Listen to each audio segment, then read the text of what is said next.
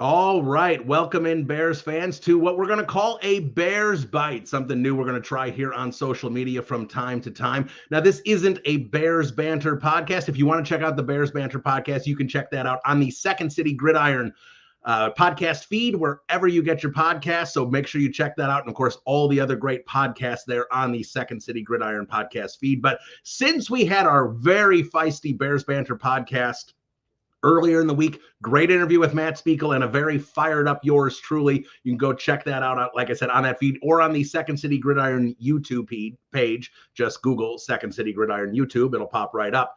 A lot has happened, and I just need to talk about it here for a second because right now I'm telling you, I feel like there is a little powder keg bubbling here. It's bubbling below the surface here at Halas Hall. Let's recap the week here. Since we talked to Matt Spiegel just 4 days ago, Jalen Johnson goes on the score, says he didn't understand why the Chicago Bears didn't use a timeout to make sure they had their defensive alignment right for the Hail Mary. DJ Moore criticizes the Doug Kramer play and basically says, I don't know what the hell was going on. Then we have Kevin Byard, who's come out this week and basically says, I'm sick and tired of things looking good Monday to Saturday, and then Sunday it's a whole different ball of wax. You've got 3 players coming out and criticizing the coaching staff publicly. And of course, we know after the game, Matt Eberflus said the second to last play didn't matter, then doubled down on Monday and said that their defensive alignment was the right thing to do. Meanwhile, pretty much every defensive coach in the NFL laughing at Matt Eberflus for that decision. Caleb Williams, on the other hand, when he was asked about the Hail Mary, said it shouldn't have come down to the Hail Mary because if he had executed the offense better, it wouldn't have been that close at the end.